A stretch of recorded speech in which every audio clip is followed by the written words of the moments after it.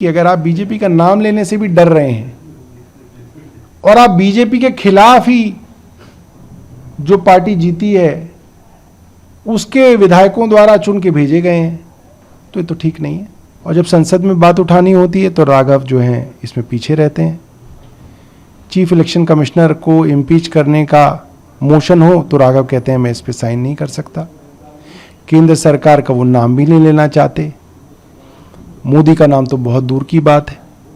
अगर social media पर केंद्र सरकार के खिलाफ और केंद्र सरकार से सवाल पूछने वाले सोशल मीडिया पे एक्टिव होते हैं तो उनको तुरंत जो है बैन किया जा रहा है। केंद्र सरकार नहीं चाहती कि इस वक्त केंद्र सरकार से कोई सवाल पूछे। ऐसे में भारतीय जनता पार्टी राघव चड्ढा को प्रमोट करती है। उनके जो समर्थक हैं वो उनके सोशल मीडिया की पोस्ट को आगे बढ़ाते हैं। क्यों बढ़ाते हैं, ऐसा क्या है?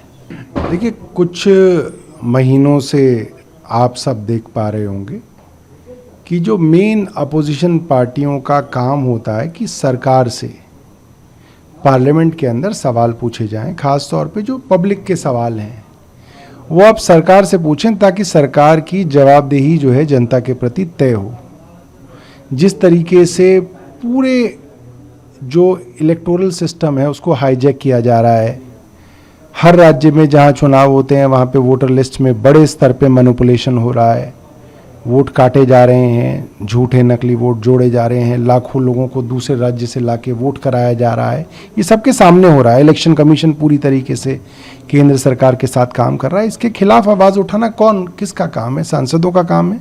कहाँ उठाएंगे? संसद में उठाएंगे। और जब संसद में बात उठानी होती है तो राघव जो हैं इसमें पीछे रहते हैं।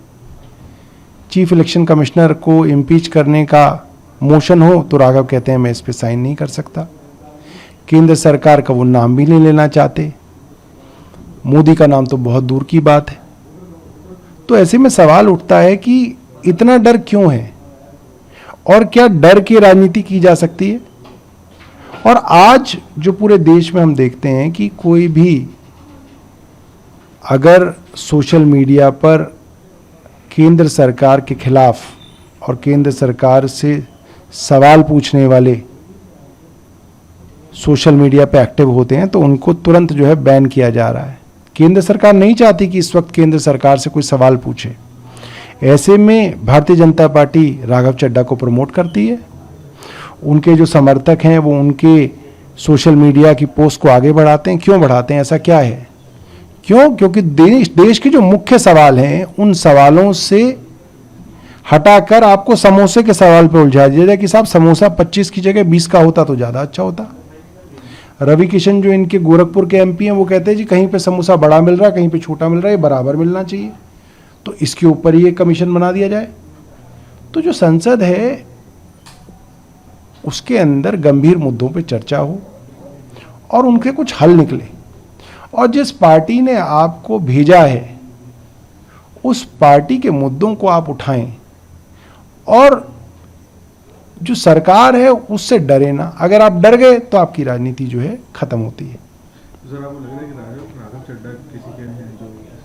प्रेशर तो क्या है, आपने देखा ही है पिछले 5-7 सालों में जो बड़े बड़े लीडर्स भारतीय जनता पार्टी में गए हैं या वो लीडर्स जो अपनी पार्टी में रहते हुए भारतीय जनता पार्टी के खिलाफ बोलना जिन्होंने बंद कर दिया, जो बिल्कुल चुप हो गए, जो प्रधानमंत्री का नाम लेने से भी घबराते हैं, वो क्यों घबराते हैं? उनकी कोई ना कोई कमी जो है, उनकी कोई ना कोई कमज़ोर नस जो है भारतीय जनता पार्टी की केंद्र सरकार पकड़ लेती है और फिर उनकी आर्म ट्विस्टिंग होती है, उनकी ब्लैकमेलिंग होती है।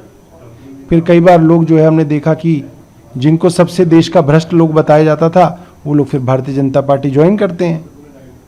तो ये तो चल ही रहा है, इसमें कोई नई बात तो नहीं है। क्या आपको लगता है कि राघव चड्ढा बीजेपी में चलेंगे? नहीं, मुझे नहीं मालूम कि उनका आगे का क्या प्लान है।